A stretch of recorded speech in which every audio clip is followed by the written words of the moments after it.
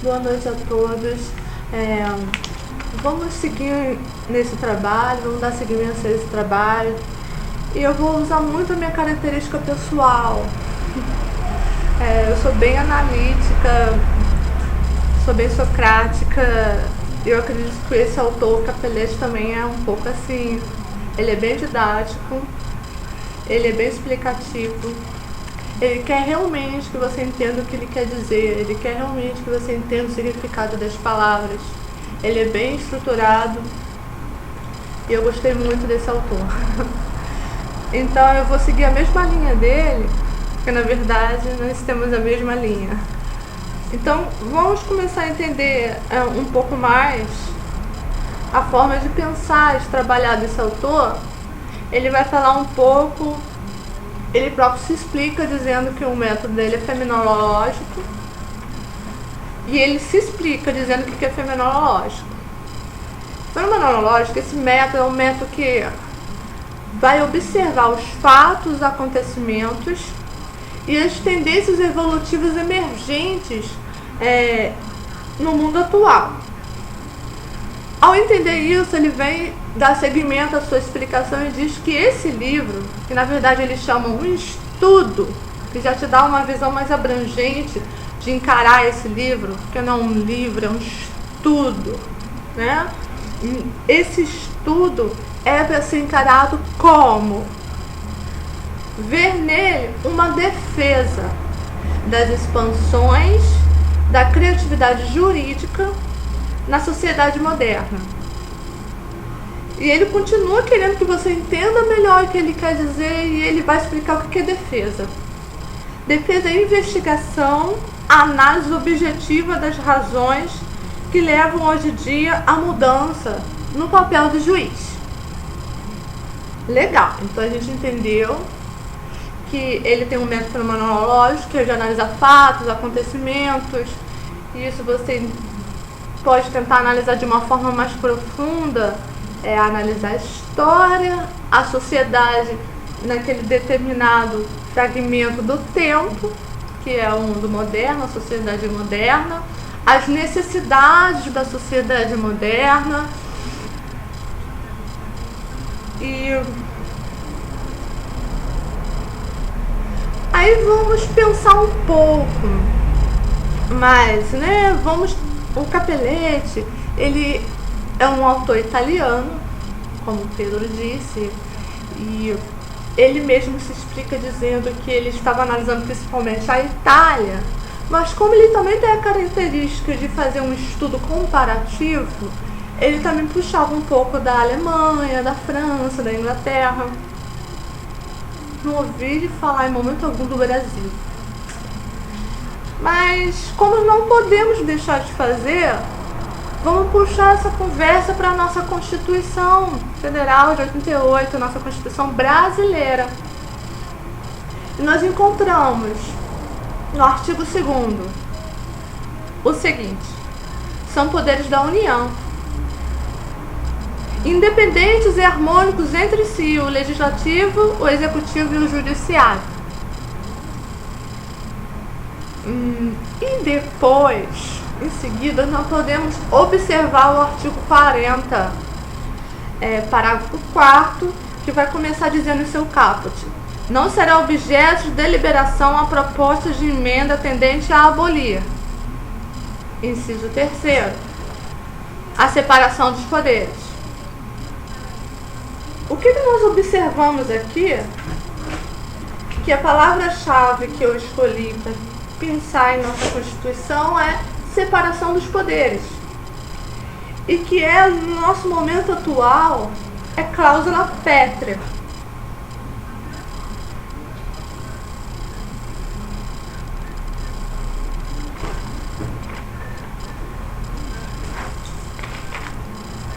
Segura isso agora na cabeça de vocês.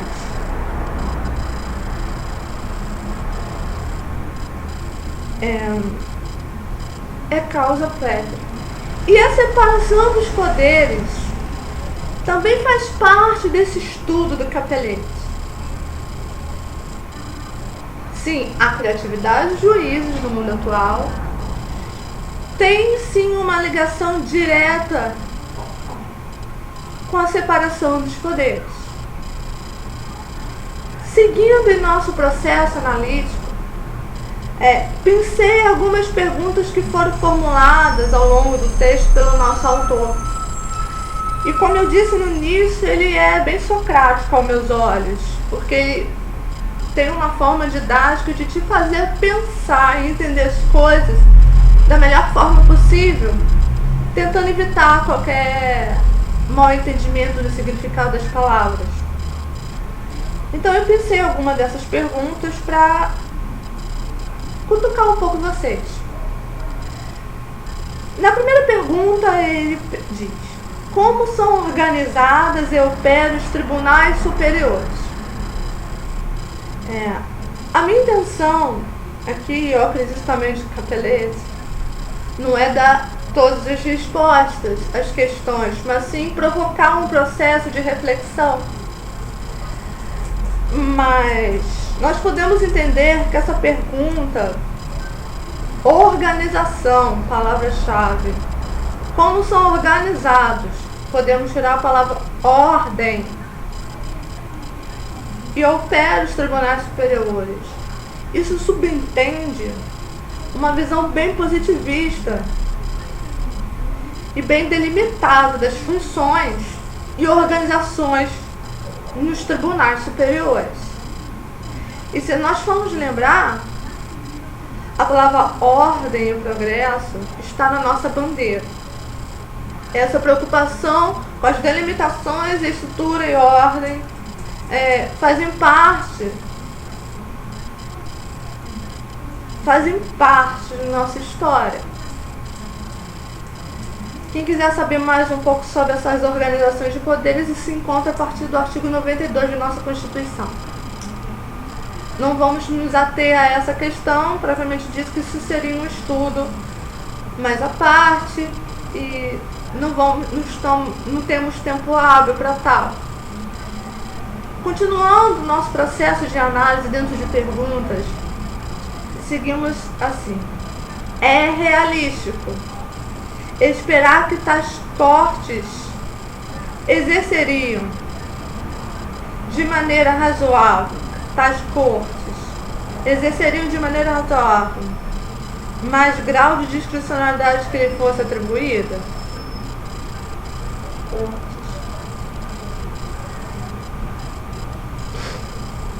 Então ele está querendo saber se os juízes estão ultrapassando o limite dos seus atributos, de suas funções. E vamos seguir nesse processo analítico dessa frase. É realístico. A preocupação do nosso autor com a realidade. O que é essa realidade da nossa sociedade atual? É a preocupação com a sociedade de bem-estar. Que nós encontramos isso na nossa nova Constituição de 88, o artigo 6º, que são os direitos sociais. Uma inovação que não existia nas nossas constituições anteriores. Uma preocupação mais social, mais realística para a sociedade. E o juiz buscando realístico no sentido também do juiz preencher as lacunas da lei. Porque os legisladores fazem a lei de uma forma mais abrangente para tentar abarcar e dar aberturas para os operadores e os juízes fazerem também a sua própria interpretação. Porque a importância de preencher essas lacunas dentro do caso concreto. Então vamos lá, é realístico, nós já sabemos o que é realístico. Esperar que tais cortes exerceriam de maneira razoável, mas grau de discricionalidade que lhe é atribuído.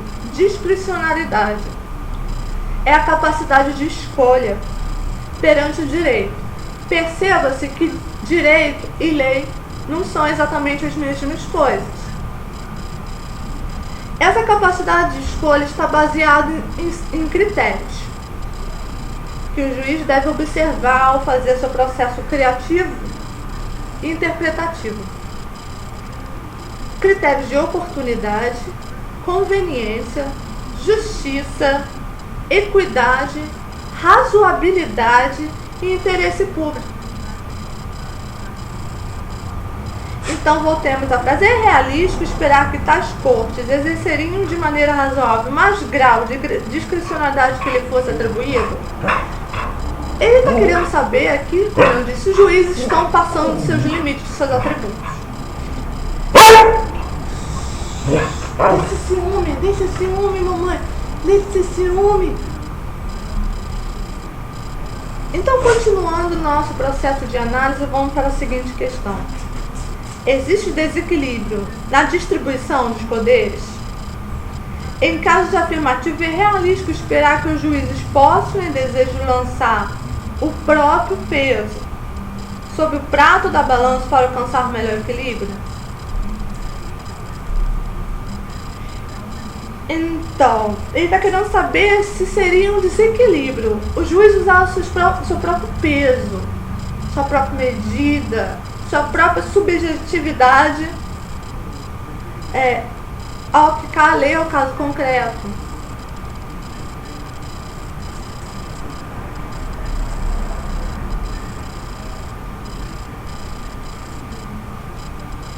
Ele quer saber: eu intimo os senhores a fazer essa reflexão internamente dentro de vocês. Não vou dar a resposta. Que cada um tire a sua própria conclusão, que cada um ache o que é mais razoável a se fazer nesse dilema entre aplicar o caso concreto, aplicar a lei, aplicar o direito ao caso concreto, de forma que isso seja efetivo na vida das pessoas, na sociedade, ou se aplica simplesmente a lei por si só, sem que se preocupe com uma condição mais real para a sociedade. Onde está o equilíbrio?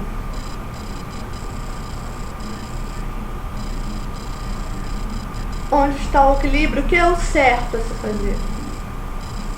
Continuando nessa questão, o nosso autor lhe pergunta: o juiz cria ou interpreta o direito?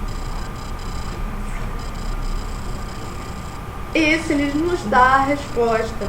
Ele diz que o juiz tem as duas funções, de criar e interpretar. E esse processo começa na interpretação, passa pelo crivo desse grau de discricionalidade e escolha.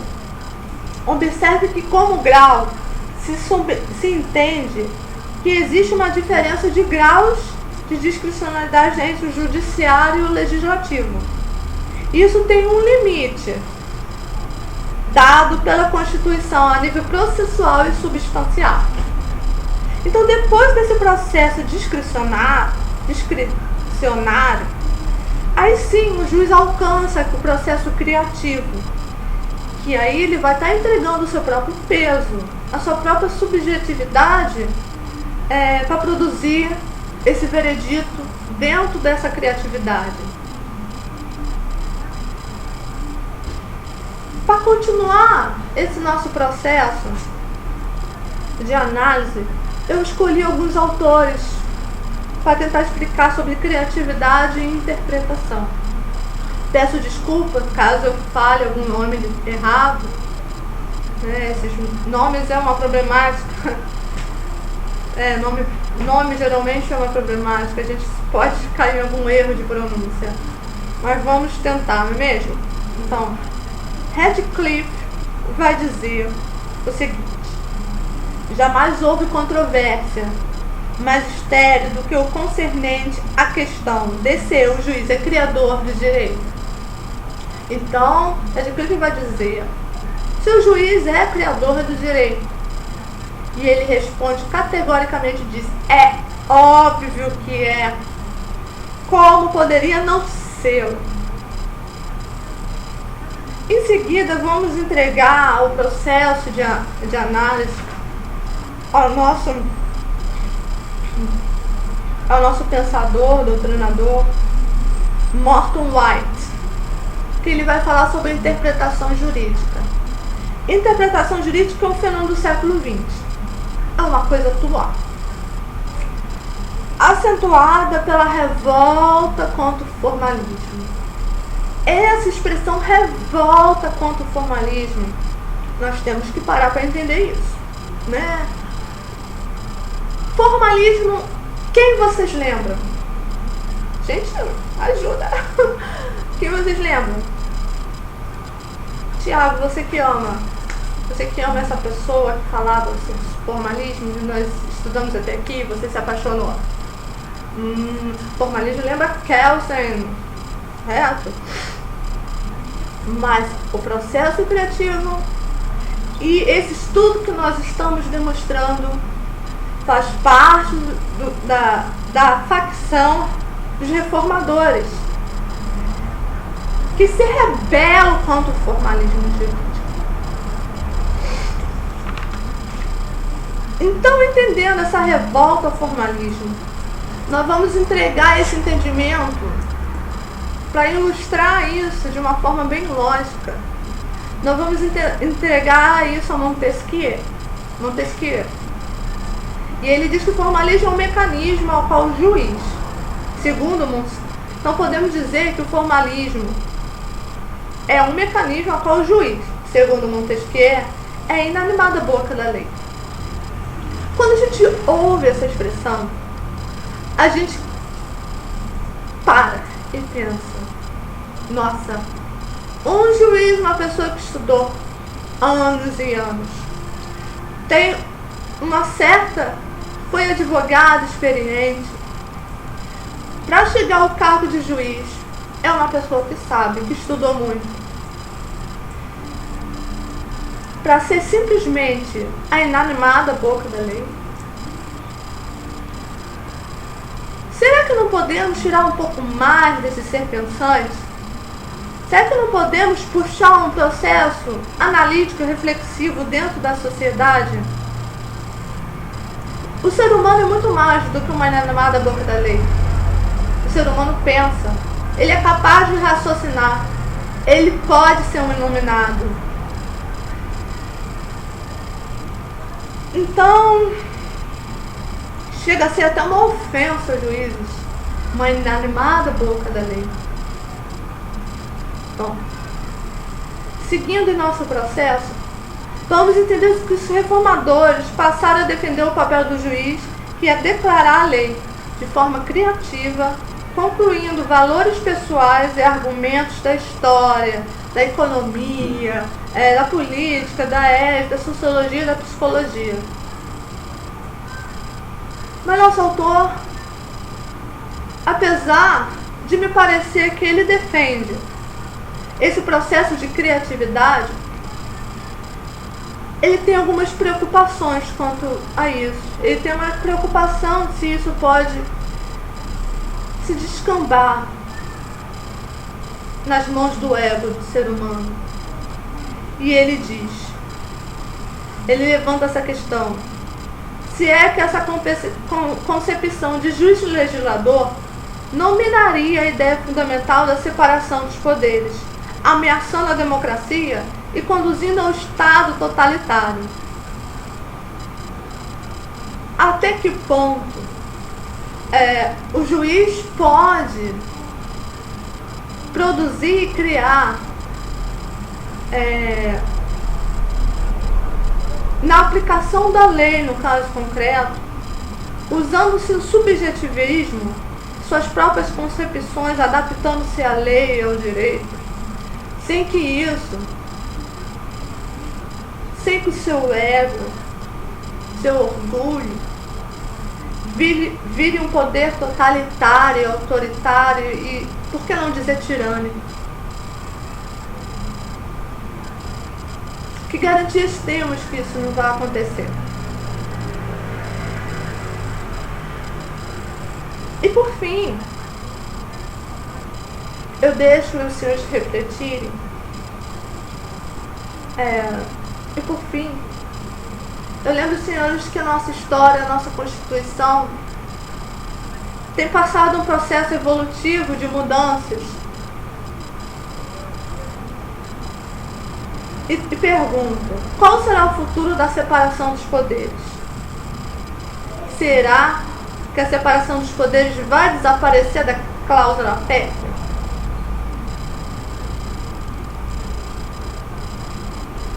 Agradeço a todos e eu